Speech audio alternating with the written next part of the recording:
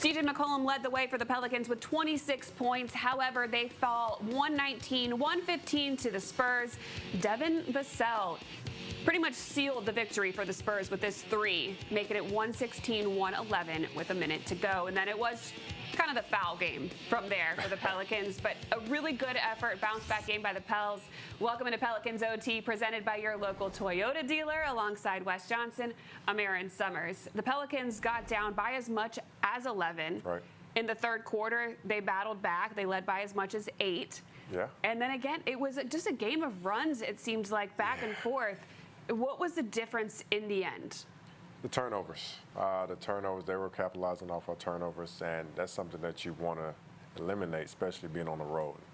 They thrive off that. They're young. They got out and ran, and those are we had a good assist game. Mm-hmm. Those turnovers came back and haunted us throughout the course of the game, especially starting off. They got out to a good start, but that second half, us cutting back, but we had a hole that we were trying to dig out of. So us limiting our turnovers, that is something that really needs to be harped on going into the next game. The ball movement was good, and it led to a lot of good looks, a lot of open baskets. CJ McCollum drained 5 from outside. So now, Mr. McCollum is in the top 20 in threes made all time in the NBA. Really impressive to be in that elite of a group. Yeah. What was working for him tonight? He was aggressive. I think, you said it earlier. Zion's out. I mean, CJ has to step up, and I mean, that's what CJ does. I mean, he's been doing all through the course of his career. Being named in the top 20 all time, that's elite. So him being able to do that, that's letting you know what type of scorer, what type of shooter he is, and he definitely showed that today.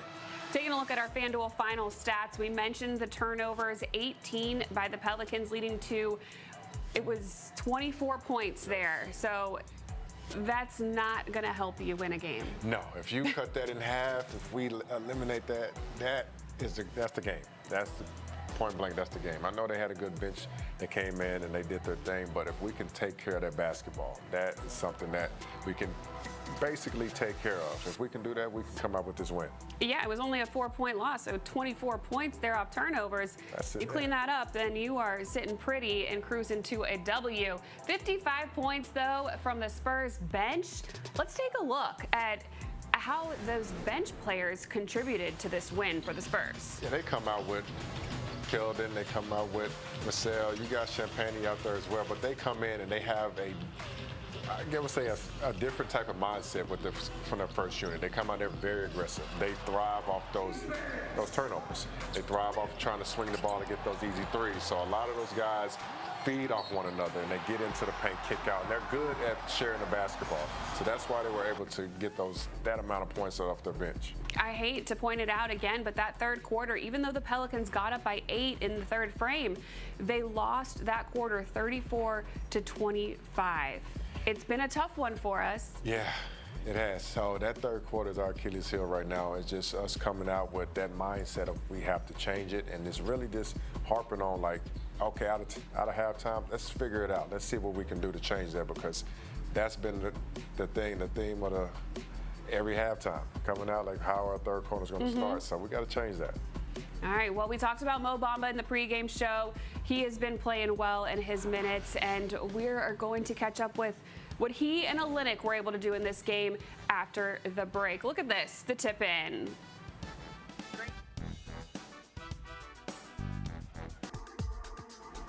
Despite the loss, there were some great plays in this one. Kelly Olynyk setting up Bruce Brown, the former Raptors. Still got that little connection. Well, Bruce Brown, Kelly Olynyk joined at the trade deadline, and then Mo Bamba joined last week.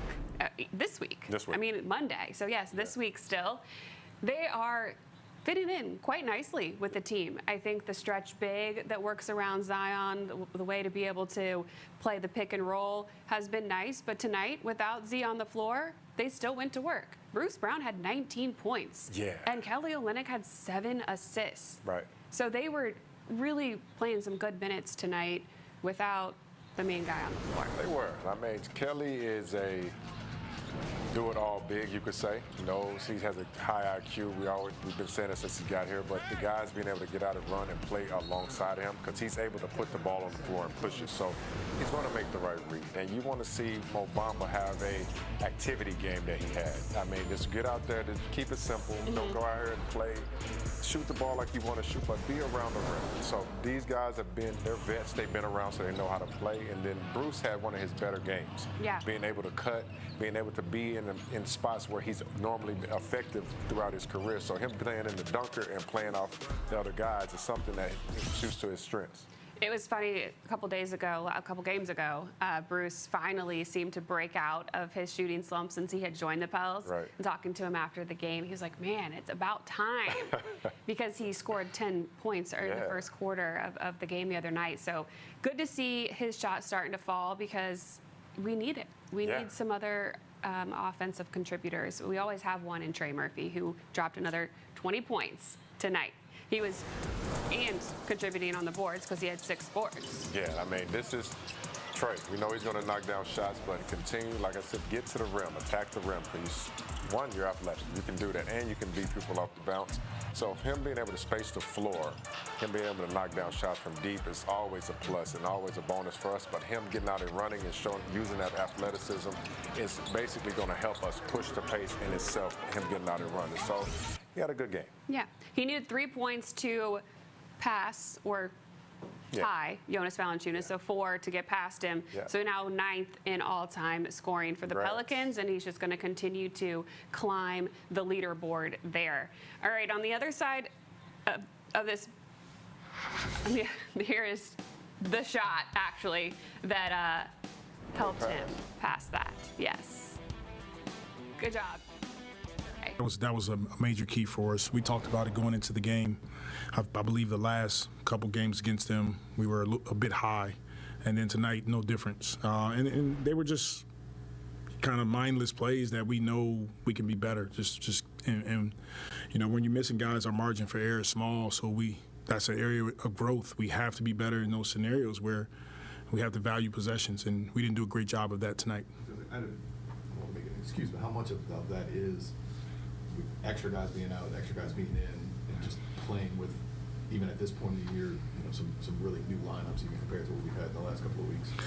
You know, those are all factors, but this is an opportunity.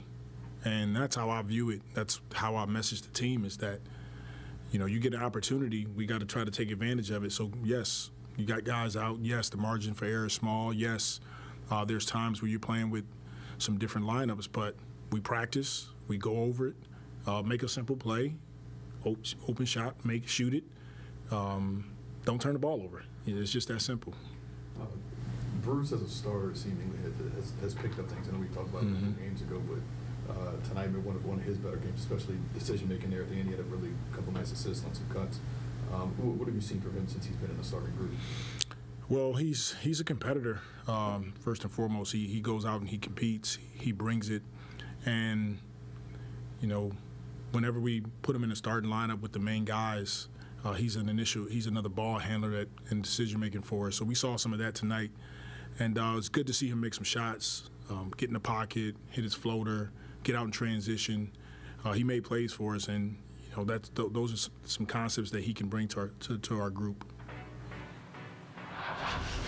Limiting those turnovers will be key over the next 5 games. You got a tough lineup here. Monday will be the Pistons at home at the Smoothie King Center. Then 2 games against the Minnesota Timberwolves on the road.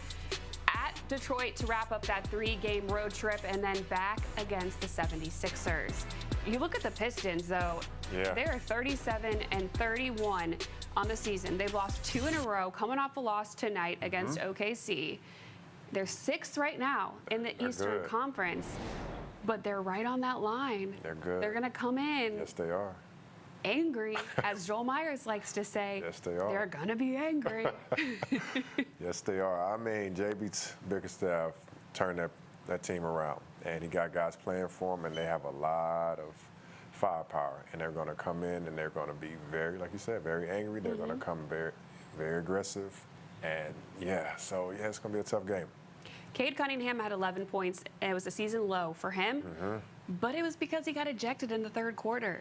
That will do it. Yeah, so That will he do it. might want to set a different Yes, he will. tone on Monday night Yes. and redeem himself a little bit. Oh, for sure. How do you counteract that? Compete, be ready to play. So, yeah, it's one of those things you have to be ready to compete, and it's another challenge. So the game plan coming in, whoever has the assignment, be ready to go. Okay, well, next up after this one is that game Monday night, 7 o'clock against the Detroit Pistons. You mentioned turnovers a few times. Is that the key to focus in on for Monday? Always. Always limit those turnovers. You do not want to give people points, especially in this league, because people are too athletic and too good, so you just don't want to help them score. All right. Well, let's just contain all of these good plays, do that, Yes. and limit the turnovers then on Monday night and get this win against the Pistons. That'll be the next time we see you on the Gulf Coast Sports and Entertainment Network. And, man, 14 more, that's it. Only 14 more know. games. It's been fun so far. We'll see you Monday.